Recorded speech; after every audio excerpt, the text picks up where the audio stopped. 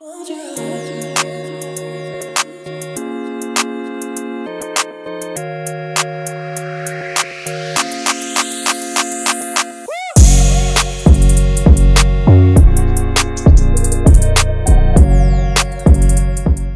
morning, people. Welcome to United View. Happy Tuesday. Welcome to the channel. Welcome to your morning view, where we break down all the news, where we talk about the latest goings on. And trust me, at Man United, of course, there is always things going on. Smash a like on the video. Subscribe to the channel if you are new. Let us know how you're feeling. Good morning, guys. Says we deserve better. Yeah, I like what you've done there. With the Glazers, just expect something dodgy, says Simon McGill. Everyone's just checking in. Wayne says good morning. All big up to you, Wayne. And Javid says good morning too. Big up Flex, and Owen says Faye. And Sarah says good morning. Good morning, son, lad. Sunny lad. Yeah. Son. Sunny lad. Good morning, son, lad. Don't know. Is it sunny this morning? Is it No, sunny this morning? not outside my window. No, me neither. But I love this time of year. I like this weather. You know, I'm not a summer person. I'm a winter person. I like it cold. You know, I've got my winter hoodie on. This is the one I always wear in the winter. You know what I mean? It's massive as well. Yeah, I was going to say, it's got the higher. Oh, yeah, it's massive. Yeah. It's massive. Look, if I pull this.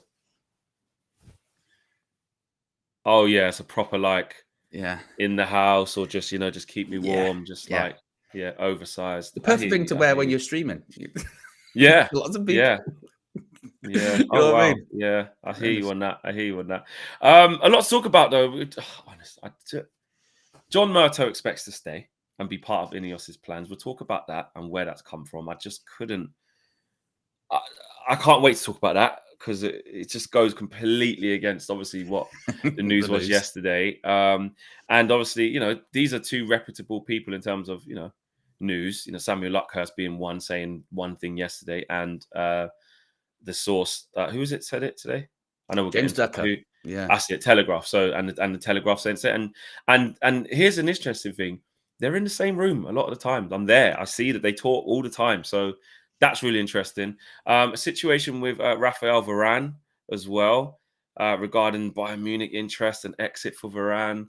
My good friend Florentine from from Germany has been reporting on that. Who's been was really all over anything Bayern, and especially in the summer with Harry Kane. So talk about that, and which I did kind of skip over because I just thought, but an INEOS announcement delay. I mean, guys.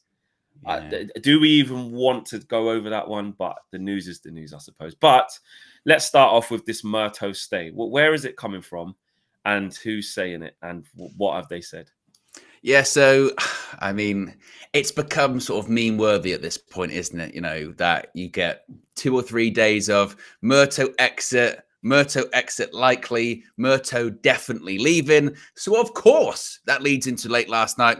John Murtough, coming from the Daily Telegraph, John Murtough expects to play a part in any transition under Sir Jim Ratcliffe at Manchester United, despite uncertainty over his position as football director. It continues by saying, it's understood that Murtough expects to work with INEOS during the transition process once Ratcliffe's estimated £1.3 billion deal for a quarter stake in the club has been concluded, and potentially beyond if his role evolved in a way that works for both parties. They continue on by talking about, again, his understanding about him staying. But as part of that as well, this is quite a big article actually from James Ducker last night, saying that Sir Jim Ratcliffe had hoped to have a deal completed by now, but there are no guarantees it will be wrapped up before Thanksgiving holiday start in the US on Thursday, and some close to the process fear it could be next week before an announcement is forthcoming. Now, as we spoke about before, Flex, I suppose we shouldn't be shocked that there are delays involved in all of this, but a little bit more from James Ducker. He has said that Richard Arnold's departure was seen as the first of what many are expected to be a number of changes at a senior and executive level by Sir Jim Ratcliffe, although sources stress that Joel Glazer, the Manchester United co-chairman, remains the majority shareholder and the ultimate decision maker. Key part that. While there was a feeling among staff that Arnold had begun to disengage over recent weeks and relations with Joel Glazer had deteriorated somewhat, it is understood that there has been no sense of that with John Murtough. Rumours over the past week that Murtough's office had already been cleared out have been met with bemusement by colleagues. So you've got quite actually a lot of different parts of information there. I guess the first part is that John Murtough, I think the language is key here. Words matter when it comes to reporting by certain journalists. And the first part, when it says John Murtough expects to play a part in any transition under Sir Jim Ratcliffe, that's his expectation. And there had been, despite Richard Arnold's exit, when that announcement was made last week, pretty much straight away, you did have people or journalists that came out and said, you know, John Murtough's not leaving. He as of right now, he's sticking around. He's actually doing business. I think one said that he was looking at teams over the international break and all that kind of stuff. And that very much felt like a line from probably people quite close to John Murtough himself. You know, the whole, I feel like I'm not going anywhere. So I don't know what you're talking about. You know, I don't know if John Murtough feeling that he's not going to leave and INEOS lining up a placement. I think they can still be two things that happen at the same time. You know, as of right now, John Murtough is not going anywhere. He is telling people, I'm not going anywhere. That's not to say, though, that he won't go anywhere. You know, that's not to say that once this is done, INEOS still don't go, you know, we want to bring in Paul Mitchell. We want to do this. We want to do that. So I don't know if I'd say take it with a pinch of salt. Maybe it's just a tempering of expectations, would you think, as to say, you know, how quickly Richard Arnold left? That's not going to be the case with John, but he still could go. It felt like that was going to be the case. It felt like he was going to just go immediately. Like a statement was going to come out soon. He's next in line. It was so strong from Samuel Luckhurst yesterday when he was talking to sources close to United or close to John Murtough, or whatever the line he said. But he said definitely leaving, didn't he? Or what was the line he said? He said, yeah, I think it was definitely will leave, or something like that. Yeah, you know. And like I said, those two, in terms of the journalists, him and James Ducker, like they're obviously it's completely different publications, so you have your different sources, and you know, like you said, the language is key because it's saying John Murtough expects to stay. You know, that's his opinion, that's his thing. But it's so contrasting. It's completely the opposite from people that are in the same field and obviously would share a lot of the same information. That it's weird. It's really weird. I mean, I don't think he's set to stay as being part of it. I don't think you get rid of someone as significant as Richard Arnold, but keep John Murtough. It doesn't make sense. It doesn't make sense at all. I think when INEOS do get here, which again with the delay of the announcement, who knows when it's going to be? Whatever. It's going to happen at some stage, right? When it does, I think the fact that Richard Arnold's already gone, that shows the intent. That shows the intention of what's about to happen. It shows the intentions of where INEOS's head is at, even though they're not here yet. And obviously, like we saw in the article from Samuel Luckhurst, he said that he's having, you know, Zoom calls with Joel Glazer, and yes, okay, Joel Glazer is still and apparently still will be the majority decision maker, or well, we know he's going to be the majority shareholder, but in terms of the decisions as well. But I just don't see how they keep him there. If they do, it can't be for very long. It can't be. I just don't. How are you going to bring in Paul Mitchell to work with someone like John Murtough? And it has to be a clean slate if you're going to do it. Yeah, and also as well, part of the article from James Ducker did also say that that Murtough also actually expects to add people in to his recruitment team. So not only is he thinking of, he wants to help build it. He wants to, he's like, yeah, I'm ready for this. We're gonna I'll be part of the overhaul. I'm part of the overhaul, mate. No, you know, he must have got that wrong. He's like, either he's very well informed, or he's just don't want to accept that like he has to leave. Because someone's wrong. Someone's got to be wrong in this. Yeah, someone's wrong. I mean? Yeah, because you literally got A and B now, complete opposites. It's not like one person's kind of saying the same thing, but not quite. One saying he's staying, one saying he's not. So, yeah, that is a line that he expects to like help build that is. It's a bit crazy, isn't it? It's totally different from the reporting yesterday. I mean, like you said, the complete antithesis, the complete opposite of it, which is, I don't know, to me, and maybe I'm reading too much into this, you know, from a media point of view, from a PR point of view, but to me, it felt like maybe someone that was a bit bullish in maybe, you know, someone had heard a lot about their job, and from his point of view, I'm not, exactly. I'm not going, I haven't heard anything. No one's told me I'm going anywhere. I'm still working. If anything, you know, I want to build this. I want to keep working on this. I've got my team. I'm going to build more team. I want to bring people in. I'm still doing different stuff for January. I kind of felt a little bit like that. And like you said, I just don't see any particularly long-term future where John Murtough's still around. I don't see how that's going to be the case. We're talking about cultural revolution or cultural changes or wide sweeping changes. I just don't see how John Murtough can be a part of that. He can't. And particularly with the names that we've been linked to as well. I mean, that's just saying a couple of days ago, Paul Mitchell has basically got a pre-agreement with Manchester United, or they're interviewing all the Paolo Maldini and Dougie Friedman and, all this kind of stuff. So that level of us, change can't happen with Murtough still there. Like the whole point, obviously, I know it wasn't confirmed to us. We sort of went with it with the news that we've kind of got, which is that one of the good things about this happening is that it isn't just passing jobs over. Now, not necessarily that with this news, it means John Murtough is going to get an upgrade or promotion, or a movement of role. This is just suggesting he's just going to stay and basically keep doing what he's doing, but there's new people around him. I just find that very, very strange, man. Seriously, like I can't see it. I can't see that at all. And if it did happen, it would be very Man United like as well, though. Like we think we're finally going to basically have a whole overhaul of a department that needs to happen, but then we just partially do it. I mean, we get rid of like one main guy, but keep one of the other significant guys as well. But that's just they've got to keep one about. Come on, man. Yeah, and also I suppose the tie-in with the announcement possibly being delayed as well. Maybe that's kind of part of it as well. Well, you might not even get an announcement this week. So, looking ahead, looking at it's actually nearly the end of November, which is mental, by the way, how quickly time flies. You're looking at going, well, if the announcement is say next week or maybe even later than that, we're looking at everyone really getting into their jobs February, mid-February, maybe. So John Murtough, from his point of view, you're not going anywhere the next 3 months. I'm still going to be in charge during the January transfer window, and I'm not going to.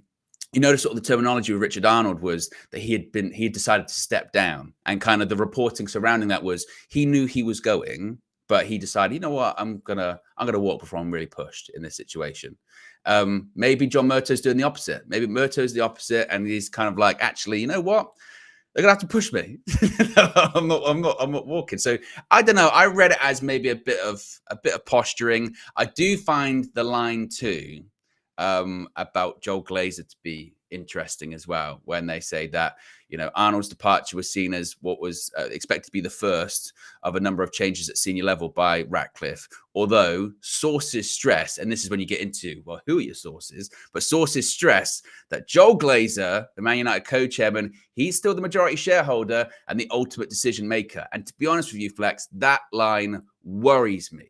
That worries me because that was the same thing that we were talking about previously, and these were the same questions we brought up, and you get called like a hater, or why are you shitting on the process, or why are you being negative? But the point is that as long as they're still there, people like Joel Glazer, Avram Glazer, or the Glazer family, eventually, if they have this perception of they're not in control, or they're not making decisions, or things that are good at United aren't down to them, their egos are too big, their egos are too fragile. We saw that when the 9-2 Foundation came out and said we want to restore Man United to their former glory, and they got all upset about it. Don't talk about us like that. It's very offensive. You could what, as if we're not trying. And it's the same thing here. Richard Arnold leaves, and everyone starts going, I tell you what, Sir Jim, that's a good change. Good for you. INEOS bringing changes, and these changes are good. And suddenly, a day later, they're going, well, actually, you do know who's still in charge here. It's Joel. He makes the key decisions. You muted Fleck. Technology. The more I'm reading that piece, though, right, and his actually tweet that goes with it, James Ducker is saying that Murtough expects to be part of the transition process. So if we pay like close attention to just that line there in the second paragraph of his tweet that he put out, Murtough expects to be part of the transition process, despite doubts over his future. Full stop. INEOS looking at various sporting director candidates. So, really, actually, now I'm reading that like that. Take a step back. He's saying that they're still looking for a new sporting director to replace John Murtough. And It's just that Murtough expects to be part of that transition into the new one, i.e., that's why he isn't leaving by December like Arnold is. He's Mm. maybe only going to leave once the new guy's there. And I know that guy, Patrick Stewart's come in to help them oversee, like I said, to find a new CEO. But really, what James Ducker's actually saying is, when you actually break it down, he's not saying that Murtough expects to be part of INEOS's whole thing. This is like, I know like the aggregator accounts have maybe put it like that, but when I look at what James Ducker's actually tweeted himself, Murtough expects to be part of transition process, despite doubts over his future. So he's saying there's still doubts over his future. He also says, let me get the quote. He also says, INEOS looking at various sporting director candidates. So he is confirming that that's still the case. He's just saying that John Murtough expects to be there whilst that's the search for that is going on. Yeah, well, and this kind of goes back to what I was saying. Is sort of, I think he's going back into. I do think it's kind of posturing still. Where it's a case of, well, I'm not. It's not like Richard Arnold. I'm not leaving now. And with all, and as part of this transition process, again, how long is that going to be? That's going to be what, 3 months, 4 months? Well, maybe, like and maybe he's the Patrick Stewart, Owen. Like maybe he's possibly the guy who's going to basically stay in there and to help find the new guy, or not that he should help. He's ruined a lot, but or stay in the post. By assisting the transition, it means just stay put until we find someone else. Do you know what I mean? Richard Arnold's one wasn't that. It was you leaving in January, well, he stepped down. He stepped down. To be fair, although he's kind of part of a transition process, because they have said, and how true this is, or I don't know, but they said, he's going to be there to assist Patrick Stewart until the end of the year, that kind of thing. But again, how much he's physically going to be there? Is it just a case of, if I need to call you, I'll call you? I don't know. But see, he expects to play a part in any transition. So he's saying it's more of the transition is the key word. Transition is changing of the guards. Transition is going from one thing to another. So he's saying he expects to be part of that particular situation. It doesn't say that he expects his long-term future to lie at Man United. It doesn't say that, he doesn't expect to leave. It just says that he expects to help out while they transition. Yeah, well, and again, this is the key part of it as well, isn't it? This is why we were saying earlier on, when it comes to words matter. So when you go back to that sort of first part, when it said that it's understood Murtough expects to work with INEOS during this transition process, blah, blah, blah, has been concluded. But then it goes, and potentially beyond, if his role evolved in a way that worked for both parties. So maybe he's kind of viewing it also as... Sorry, say that bit again. So they said... it is understood that Murtough expects to work with INEOS during the transition process once Ratcliffe's estimated £1.3 billion deal for a quarter stake in the club has been concluded, and potentially beyond if his role evolved in a way that worked for both parties. Oh, right. Okay. So yeah, it's not... He's like, maybe we can get to a point where, like, even under this new thing, you can make a space for me, essentially. Oh, yeah. Or if I, like I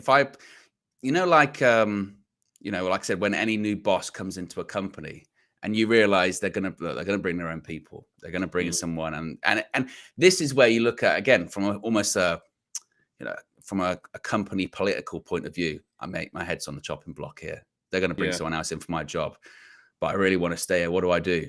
Well, during this transition process, I got like 2 or 3 months maybe.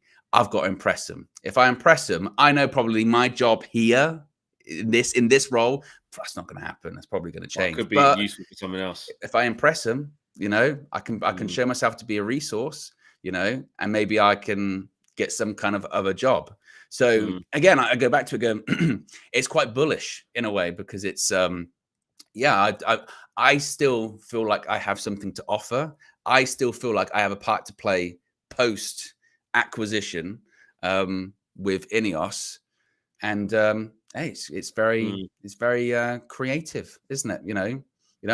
It's almost like, can you imagine those meetings? And I know I really am putting words in his mouth here, but it's almost like in these meetings, we were thinking of bringing in Paul Mitchell. Yeah, he's great. He's a really, really good guy. Maybe I can help him. Maybe I can, put yourself in there straight away. Yeah. What? Don't forget about me, sort of thing. Yeah. No, I think when you read, that back end that you just kind of said, it does suggest that. Well, it clearly says that, and maybe if his role evolves, maybe even further beyond whatever. So it's very interesting. I don't see it happening. I see a full change in that area, but obviously John Murtough has got wishful thinking. Big up to Unku. It's his third super chat here on United View. It says Murtough's becoming a bad boy. Who's his father? Who's his dad? Well, we'll see. We'll see how bad he gets, because I don't know. He's obviously going to the final whistle, as they say, innit? He doesn't just playing that. Like I said, it's just playing that company political game. Feels like a little bit. I want to stick around, or I want to see if I can maneuver myself to have a role to play post INEOS acquisition or something like that. Right? Maybe kind of maybe what it feels like. But he certainly, as we mentioned earlier on, he certainly looks like anyway. Certainly feels like if he's going to have to leave, he is going to have to be pushed. He's not going to do a Richard Arnold. No, he's not going to walk away or anything like that. He's going to try and find maybe a new role or working. Even that, how would that work? Imagine Paul Mitchell comes in and it is him. Does he work under Paul Mitchell? How can that work? Can he take a step down? Paul Mitchell can't come in and work under him if we're changing things. It'd have to be that way around. But and I mean, from what we want. From an ego point of view, and actually think about it. You've got the recruitment team there. Imagine like the guy that you've called your boss or whatever. He's not your boss anymore. There's someone else. He's still there, but he reports to someone else. Like, again, how does that work? When we're talking about change, sometimes it needs to be cut and dry in those aspects of it. And I agree with what you were saying earlier. That's really very normal, isn't it? To have the people that are currently in role, if someone's taking over or there's a lot of change in the company, those people are going to help and assist those new people coming in, have a smooth transition whilst everyone gets gets everything sorted. That's perfectly normal. But then there's an end date for all of it, isn't there? Because with an expectation that they're going to be leaving at some point, right? So it's an interesting story. Maybe it just provides a bit of a window into how the sort of internal complexities involved in all of this, right? We sometimes look at things as a fan, very cut and dry, very black and white. Yeah, it should just be like this. It should just be like that. It's going to be just changed. And actually, there's complexities of humans involved in all of this as well. Yeah. Watch this space on that. Smash a like on the video. Obviously, subscribe to United View if you haven't done so already. We've got under 100 likes. Come on, guys, we can do that. We can get over 100 likes easy. We're on 97, so that should go up in the next couple of seconds. I know you guys could do that. Big up to everyone supporting the channel. This one I really want to do it quickly because it's I feel like it's so deflating. The delay. Yeah. What was said on that one really quickly? So we kind of covered this earlier on, but once again, it was just a case of Jim Ratcliffe had hoped to complete a deal by now, but there are no guarantees it will be wrapped up before Thanksgiving holidays, which start in the US on Thursday, and some closer to the process fear it could be next week before an announcement is forthcoming. Which, I mean, if you've heard this sleep one before, emojis in the chat. It's one of those, isn't it? Yeah, if you've heard this one before, and this is why when. It's. I think from what we do, certainly this is very frustrating, isn't it? And as fans, obviously, it's very frustrating. But when you get the news that comes out that says an announcement next week, you have to go. Well, there's an announcement coming out next week. But part of you knows, but is it? Is it? Is it really? Because we're already at the case where, okay, it's very unlikely now, I guess, that it's going to be today. It would be surprising now if it was today. So you're saying Thanksgiving holidays begin on Thursday. So you're saying it would have to be tomorrow for it to be this week. It's not going to be tomorrow, is it? It's not. No, it's not. It's not. It's not. No, it's not. Kiss goodbye to that. Exactly. So it is going to happen. I think we all agree on that. I think we all agree on that. Maybe. I think we all agree on that, but I just don't see this whole the date thing. I'm not buying into it now. I'm more into like when it's announced, it's announced. We know it's incoming. Do you know what I mean? Like K7 says there, next week. Lil Yo-Yo with a super chat. Big up to you, Lil Yo-Yo, as always. Says, I judge scenarios like the 99 Champions League final. What part of the game is the minority stake at? I'm going Sheringham goal. So we're nearly there. Very, very close. Very, very close. Yeah. I don't know. I think we're maybe... No, Sheringham's probably right, actually, yeah. Yeah. It is probably about that, isn't it? The comeback's on. You know something special is going to happen. Can feel it. But it's just a little bit longer. Just a little bit Isn't longer. it ironic though, isn't it? Because the whole point of them saying that this week was going to be the week, because it's a year to the week that the announcement was first made about strategic alternatives, missed the week. So people are building up to that. Yeah, people trying to build up that whole thing. The Glazers don't care. The Glazers aren't going to go, let's drop it now, because then that's like a 1-year anniversary of when we first said it. They don't care. No. Right, let's move on, because this one was quite interesting, actually. Very interesting. Raphael Varane. Yes, this was quite an interesting one indeed. Now, there's been a lot of talk about Raphael Varane's future at Manchester United. And from Florian Plettenberg, obviously big German journalist from Sky Sports Deutschland, has said that Bayern Munich have been informed that Raphael Varane's departure from Manchester United in January is possible for a fee between £17.5 million and £26.2 million. Very specific. A loan is not an option at this stage. Internally, Bayern Munich have considered Raphael Varane as discussions have taken place. It is, quote, currently unrealistic because of his salary, but a deal remains under observation in the coming weeks. You think there's any chance the Ghost, the Wraith, the Phantom could go in January to Bayern Munich? I mean, they're saying a loan's not possible. But if we got offered, let's say the highest amount there, £26.2 million, are you taking that? I'll put a poll in the chat because it's quite a difficult question, isn't it? It is. 26/27 million pounds. Probably got to take it, man. Probably got to take that. You got to take that. In fact, you have to take that. And this is me saying that. This is my favorite guy. But let's be honest. He's, as it stands, unless there's different types of injuries, which could still happen, though, in our luck. As it stands, he's not going to play until then. And this is a guy with all this experience. This is a guy with all of the trophies, all of the class, all of the experience, all of everything, right? Doesn't play international anymore. So now he's going to be in this period of his career where he needs to be playing football. Otherwise, what's the point? He needs to be playing football consistently as well, or as consistent as his injuries permit, which is what we've seen. And then you've got to look at the price that we could get for Raphael Varane.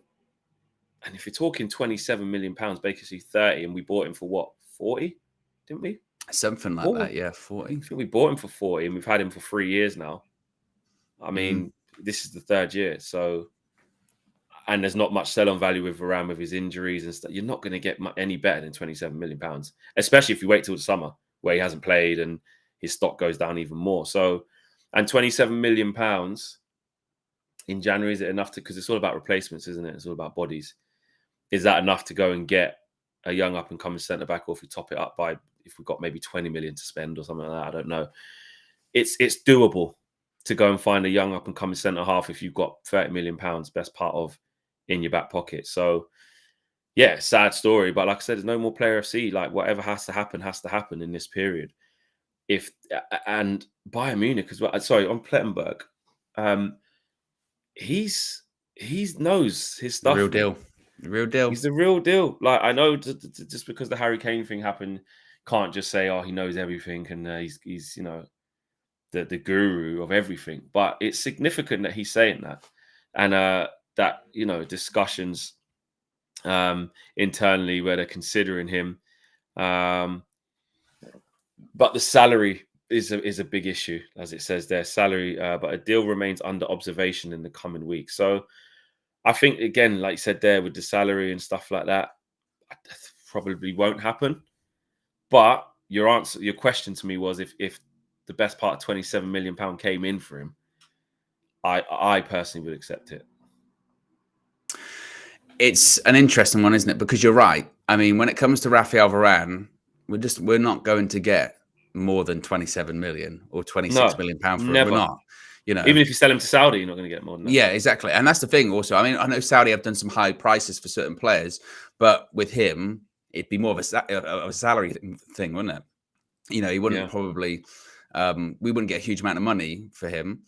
As long as we could get a replacement, I would take it. I mean, we said this about Varane, and because I know people will focus now on Maguire, saying, well, Maguire lives to fight another day again. But actually, the way I kind of look at it as we were having these Varane discussions in the last transfer window, weren't we? And I think the general expectation was, well, okay, Maguire can go. We bring in a Todibo or whoever. It was Pavard, but we bring in another centre back, and Varane come the end of the season, he'd probably have to go. Realistically, he was always on that list. Yeah, exactly. He was always on that. What's the long term option? There wasn't really one. With Varane going into his 4th year at this stage of his career at this type of Man United. He's not, because that level of Varane is an icing on the cake when everything else is fine. Exactly. You can't build 3 years ago is a bit different. You know what I mean? And even then, there was not great longevity in it, but he's world-class defender, and you get 3 good years out of him. 3 to 4 years out of him. And it was relatively low cost. I remember that deal, and I remember thinking, 40 million for someone that good, when you can take a chance on youngsters and have to wait for them to arrive and wait for them to learn the Premier League and stuff like that. And when he's played, he's always been fine. He's been our best defender. Do you know what I mean? But it's when he's played. It's when he's played, and then the injuries, which we all know. So, and it hasn't. Let's be honest. Him quitting international football hasn't really helped anything. Well, thank God. The same injuries. Thank God he has. Yeah, exactly. You know what I mean? Otherwise, we'd see him even less. And now it's got to a stage where it's not even about injuries. He's fit, and now he just can't play. It's insane what's happened, really. You never would have thought. If I'd have said to you at the beginning of the season, by the time we get to Christmas or November, Varane would be fit, but he just wouldn't be in favour consistently. Yeah, particularly after that first game against Wolves, and when he scored the goal, scored the winner in that game, we were like, Varane. I tell you what, Raphael Varane. But like I said, I think we had this conversation in the summer about him, and I still think we can get to the same destination of Varane and Maguire both going. If Varane were to go in January and you get a replacement, then when you get to the summer, there's no reason you can't sell Maguire and then bring someone else in. Why not? It's maybe happened the reverse way round. We'd have maybe expected it to and wanted it to. And make no mistake, when it comes to Maguire, I do think it's, like I said, anti-player FC when it comes to him a little bit, because he has played well this season for United in a poor United side. I understand that, but he has played well, and some people still refuse to give him any credit for that. Last night for England, he was shocking. He was awful.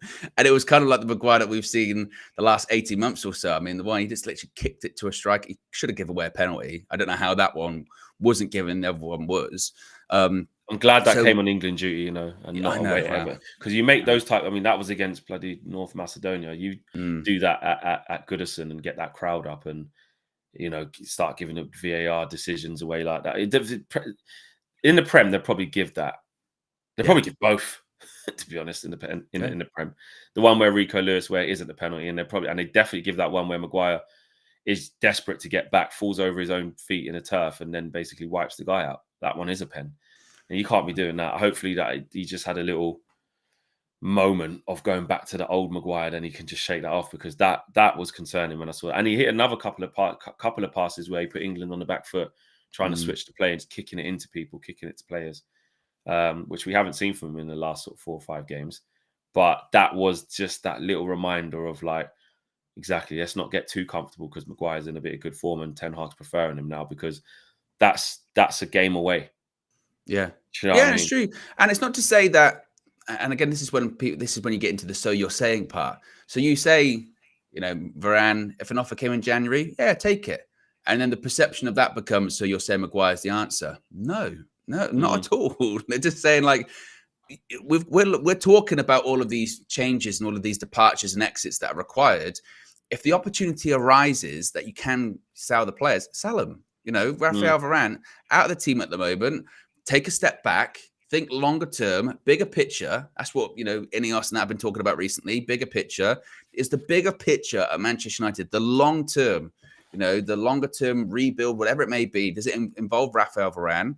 And the answer is no. Like, it doesn't. What we need is continuity. We need younger players. We need players that we can develop, and we need players that can be available more often than not. And I put Harry Maguire into that category as well. Granted, he's probably more available than Raphael Varane is in terms of fitness, in terms of quality. Of course, Raphael Varane's a better defender than Harry Maguire. I mean, it's not even up for debate. It's not. But for different reasons, Harry Maguire also is not part of the longer-term, bigger picture of Manchester United. He's not. He falls into that exactly. He falls into that same category by that point. So, but probably come January, I don't know if there's going to be other clubs in for Harry Maguire. I probably doubt it, realistically, because of how much he's playing at the moment. But that's not to say that come the summer, Eric Ten Hag can't try and do what he did last summer and that shove Maguire out. Go back to West Ham, pick up the phone, go, hey, you interested? Hopefully, after England have a good European Championships as well, his value will be even higher and they can go, right, he had a good season in the Prem, he had a good Euros. How much do you want? Maybe we can get that 40, 50 million for him or something like that. Maybe we can actually make some money on him. So it's all about timing when it comes to all of that. And the important thing is that we get him a decent amount of money if we can. With Varane, like you said, 26, 27 million is probably the best we can get. You're not going to get better. Exactly. And get a replacement. That's the key thing. Yeah, it's not like you're saying, again, that's what I mean about the good with the club in the long term. You're not saying just get rid of Varane on a free so that we can start again. Because essentially with some players, we've got to do that with Martial. I know, obviously, Fabrizio Romano was talking about it yesterday, saying if the right offer comes in January for Martial, then there could be movement there as well. And me and KG kind of spoke about it yesterday about what would that look like. KG's like, could we get a light 10 million? Could we get 8, 12, just something? And it's like, if any bit of money came in for Martial in January, would you take it? Just because he's going to go for free in a few months. However, you're leaving yourself with only Højlund. But what does Martial do if he has to come in? How motivated is he? He's coming on for like 8-10 minutes here. He's barely getting a start. So would you just take the 10 million in January because it's something? Or would you go, nah, I think it's a right. Just get to the end of the season? Yeah, I think it's a write-off. I mean, if someone was willing to pay 10 million for Anthony Martial with 6 months left on his contract at 250k a week, I'd be like, I mean, that might be worse than us in terms of, value for money and stuff like that. That is madness. I don't know, but I'm just at this stage at the moment where I don't even trust the current recruitment structure as it is to get in an appropriate replacement. And I know people don't like it when I talk about it. But FFP is a real thing for United in January. I mentioned this yesterday, and I saw some people in the comments saying, "Why do you keep bringing it up? Why do you keep bringing up FFP with Man United?" And I said back, because it's been widely reported that that United are struggling to deal with it. And I'm not so much worried about like the fine that we got earlier on this year or anything like that, because in comparison to all of the other stuff, that's by the by. But it's more so that you look at what we did last January and who we didn't get actually last winter. We didn't get Cody Gakpo, even though we were interested, but we never put any money down because we couldn't. We didn't have the money to put down. When it came to João Felix, I'm sure we were linked to him, but we never really got involved in it because we couldn't afford it. 24 million loan. Exactly. Who did we get instead? About Weghorst, Marcel Sabitzer. You look at the people this season as well. Sofian Amrabat, if we had the money, we would have probably bought him. Thankfully, actually, we loaned him instead. But the only reason that loan happened is because we couldn't afford to do it. We ran out of money. And we had to wait to the dying embers of the window. Yeah, exactly. Because we couldn't afford to go in with a proper amount of money. We couldn't put a bid on the table. So we had to be like, we're going to have to actually leave it a little bit. He's going to have to go on strike. And then we can force through a loan, even though other clubs have actually put permanent transfer deals down. So financially, that just gives you an insight as to where we are. So January, I mean, they might be weighing up going, okay, we could, if someone came with Martial, like 5 million, 10 million, could we actually reinvest that in another player? I mean, I don't know. I think, as I've said before, in my opinion, I know that they've said, oh, United might look for a striker in January, or they might look for a centre-back in January, all that kind of stuff. I agree with that, but I do see it as being similar to last winter, where if we do, it's a loan. Maybe if we get money for Sancho, you would think logically you'd be able to reinvest that. Yeah, because he's the only one, depending on who buys him, he's the only one that we can get a chunk for. Good, a minimum of, I'd say a minimum of 40 million. Yeah, something like that. And you could, and then if you didn't do anything with that, then you would start going, how bad off are we? Because we're not even investing that. That's literally just plugging gaps. And even that's unlikely, because who's really gonna Chelsea in January. I know they got the money to do it, but are they going to? Cole Palmer's come along really well. Raheem Sterling's doing his thing. Would they upset that squad in January like that and bring in someone as high profile as Jadon Sancho? Don't know about Todd Bowley. You can't say never, but you can't say definitely. But if anyone was going to do it out of any of the clubs who could afford to do it, well, not even afford, it's just them. Liverpool definitely wouldn't do it. Arsenal ain't doing it. And Man City ain't doing it. Newcastle, FFP themselves, nah, they ain't spending 50 odd million and clubs the wages in Europe that he's on. can't even afford it. Juventus ain't going to be able to afford it. You know what I mean? So unless it's a loan, which again doesn't help us, the only way it helps us is the fact that there's someone who can help pay his wages while he's not playing for us. That's the only way it helps. And it helps because he can go and build up his confidence, fitness, and value by playing.